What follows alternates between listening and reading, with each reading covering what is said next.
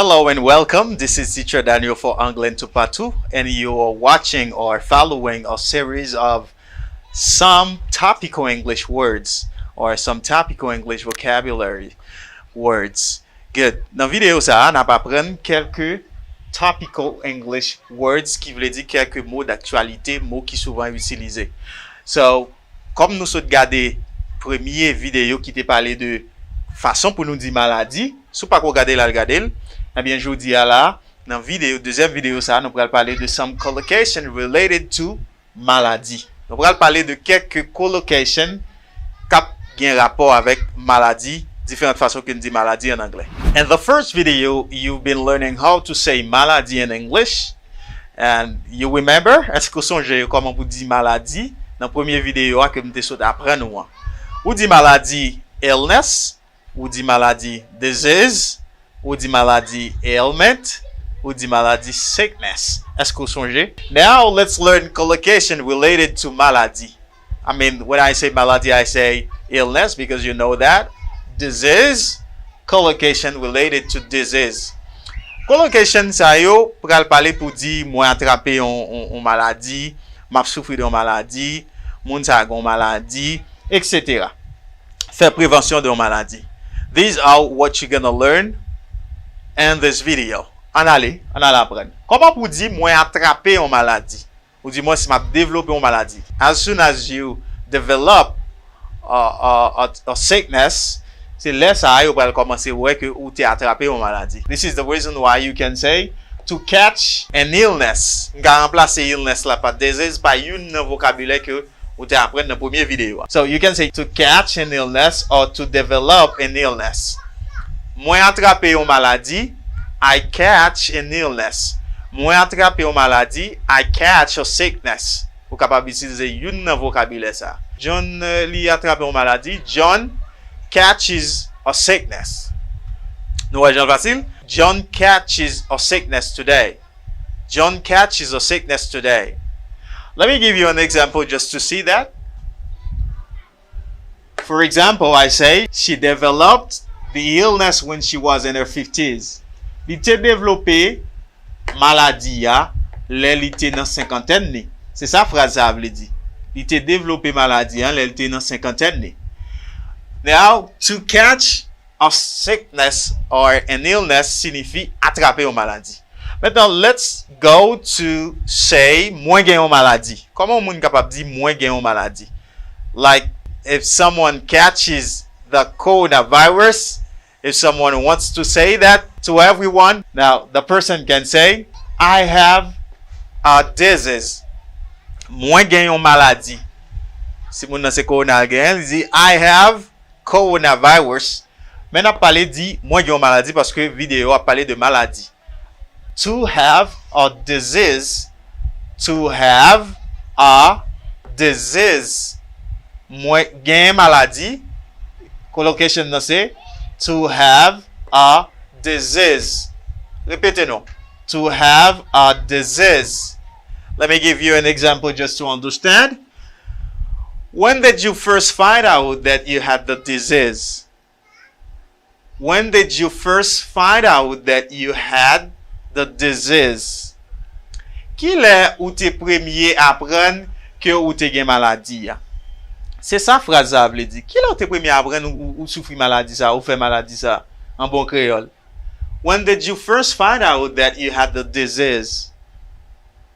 Good. Vous savez apprendre comment vous dire moi attraper une maladie, c'est to catch or develop an illness.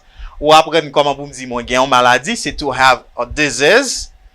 Now, nous allons apprendre comment pour dire yo diagnostiquer un monde et puis yo wel fait maladie. Là yo diagnostiquer un monde c'est analyse yo fait, docteur fait pour lui and then yo ouais que monde ça li fait maladie.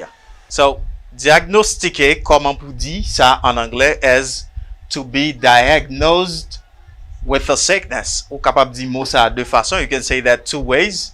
You can say to be diagnosed with a sickness, or you can say to be diagnosed with a sickness. To be diagnosed is to be found by doctors to have a sickness. C'est lorsque ou analysé par docteur et puis ouais ou gen une maladie.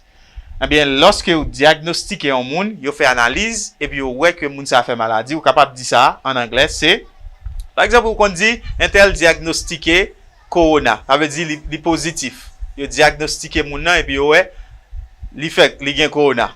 Let me give you an example for that. You can say, the sickness was diagnosed as mumps. Maladie ça a diagnostiqué mal mouton. Vous fait analyse, pour moun nan, et puis ouais c'est mal mouton. Docteur entre dans le laboratoire fait analyse et puis ouais c'est mal mouton moun sa gen. Let me get the sentence over. The sickness was diagnosed as mumps. Good. Maintenant comment pour dire m'a souffri de maladie? Il y a moun qui dit m'gen pile année depuis m'a souffri de maladie. But how to say that in English? Comment pour dire phrase en anglais? Souffri par une maladie ou bien souffri de une maladie, etc. But in English to say that, you say to suffer from an illness. Or you can say to suffer from a disease, to suffer from an ailment, etc. Capable utiliser n'importe mot. To suffer from a disease is to have when you were diagnosed with that sickness. Ou te diagnostiqué ou gen maladie ça. Et puis your state or the time to time or step by step your health become bad. Okay? Santo commence vin mal. The sickness become severe. Ce maladie a vin pi sérieux sou. Now you suffer from an illness. Let me give you an example to see that. She suffers from a rare illness. She suffers from a rare illness. She suffers from a rare illness. Okay? Are you suffering from a rare illness? Est-ce que vous souffrez d'une maladie qui rare? Are you suffering from a disease? Good. Li a souffri de une maladie rare. She suffers from a rare illness. Très bien, parce que vous bien entendez ou bien apprendre. Mais maintenant, si vous souffrez d'une maladie, il faut que vous fassiez prévention. Ok. Prevention. Ou dit prévention? Prevention. Donc, pour dire prévenir, faire prévention de maladie, you say in English to prevent illness or to prevent an illness, to prevent a sickness, prévenir une maladie. Repeat after me. Prevent an illness, prevent sickness. Tout ça, on veut dire prévenir. Prevention, just to prepare yourself from disease. Prepare yourself from sickness. Ok, préparer tête ou contre maladie. Let me give you an example for that. As we have coronavirus, the current disease, maladie actuelle que nous gagnons là, maladie qui a passé kounya là. We can say, wash your hands regularly to prevent from catching the illness. Lavez mains régulièrement pour capable faire prévention contre maladie ou les coronavirus. Nous tout passe message là, you know. Wash your hands regularly to prevent from catching the illness or to prevent from catching coronavirus. Good. Wash your hands regularly to prevent from catching the illness. Lavez-moi régulièrement pour faire prévention contre maladie, pour éviter attraper maladie ça. The last collocation, si vous faites prévention, vous faites prévention, moun nan te capable malade, maintenant comment capable dire moun ça a guéri de maladie?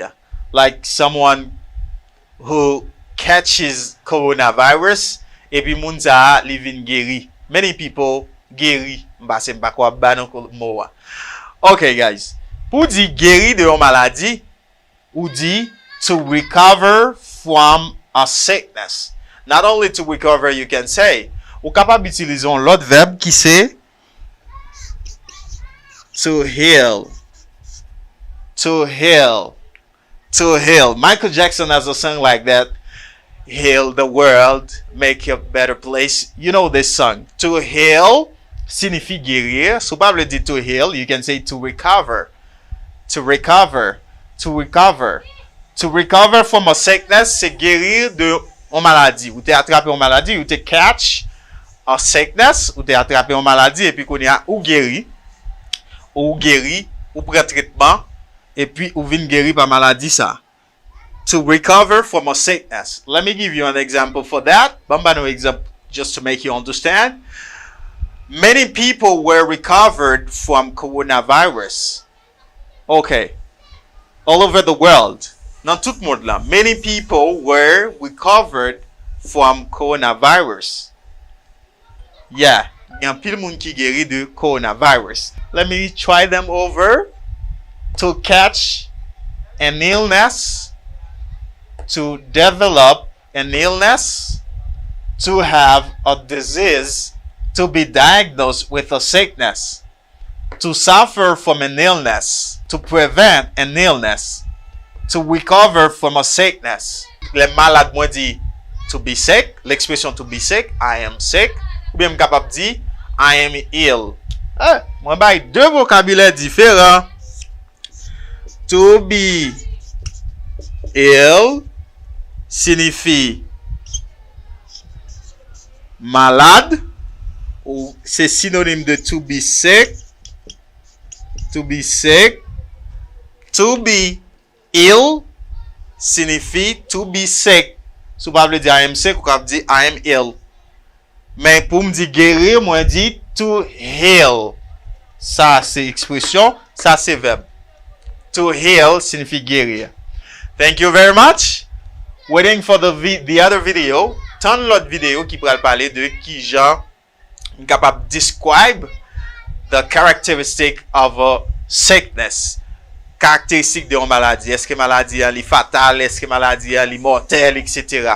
Restez branché. Pas oublier partager vidéo ça. Abonnez si pas qu'on fait. Allez sur Facebook, like page moi qui c'est Teacher EnglishAneus. Coming back for the next video.